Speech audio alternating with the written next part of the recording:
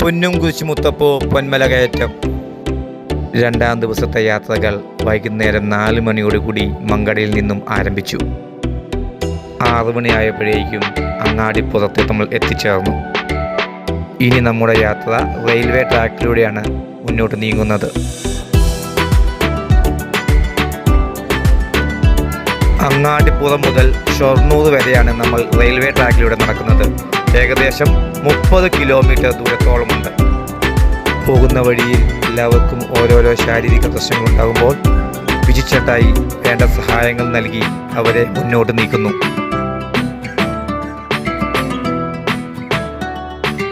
രാത്രിയിൽ ട്രാക്കിലൂടെയുള്ള യാത്രയിൽ വെള്ളവും ഭക്ഷണവും ലഭിക്കാൻ വളരെ ബുദ്ധിമുട്ടായിരുന്നു. ക്ഷീണം വരുമ്പോൾ റെയിൽവേ സ്റ്റേഷനുകളിൽ കിടന്ന് ക്ഷീണം മാറ്റി.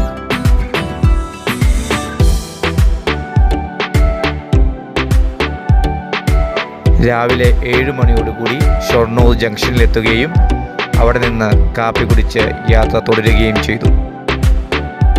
അങ്ങനെ പാലക്കാട് കടന്ന് തൃശ്ശൂർ ജില്ലയിലെത്തിയിരിക്കുന്നു.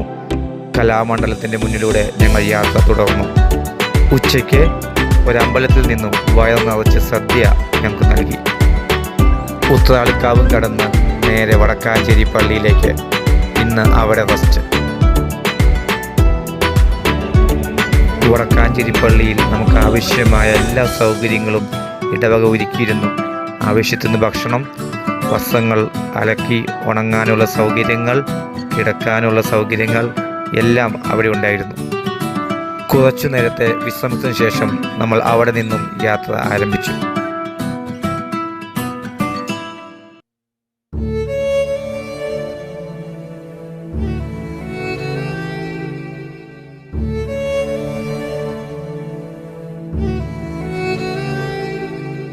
വടക്കാഞ്ചേരിയിൽ നിന്നും തുടങ്ങിയ യാത്ര തൃശ്ശൂർ ടൗണും കഴിഞ്ഞ് പുതുക്കാട് പള്ളിയിൽ എത്തിച്ചേർന്നു. കുറച്ചു നേരം വിശ്രമിച്ചതിന് ശേഷം വീണ്ടും യാത്ര തുടർന്നു. നേരെ ഇനി കറുകുറ്റിയിലേക്ക്. അങ്ങനെ നമ്മൾ എറണാകുളം ജില്ലയിൽ ഇതിൽ കാണുന്ന തോടുകളിലും കനാലുകളിലും ഞങ്ങൾ കുളിച്ച് ഫ്രഷായി മുന്നേറിക്കൊണ്ടിരുന്നു. വഴിമധ്യേ നാട്ടുകാരായ കുറേ നല്ല മനുഷ്യരെ കാണുകയും അവർ ഞങ്ങൾക്ക് ആവശ്യമായ ജലവും ഫ്രൂട്ട്സും തരികയും ചെയ്തു. തീരെ തളരുമ്പോൾ ഏതെങ്കിലും കടത്തിണ്ണയിലോ ഫുട്പാത്തിലോ വിശ്രമിക്കും. വീണ്ടും യാത്ര തുടരും.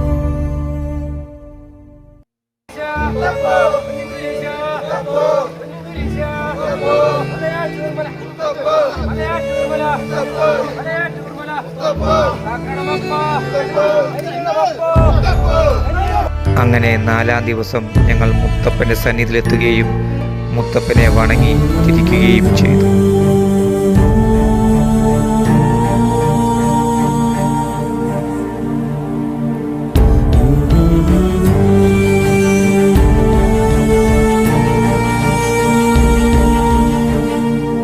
പൊന്നും കുരിശുമുത്തപ്പോ പൊന്മല കയറ്റം.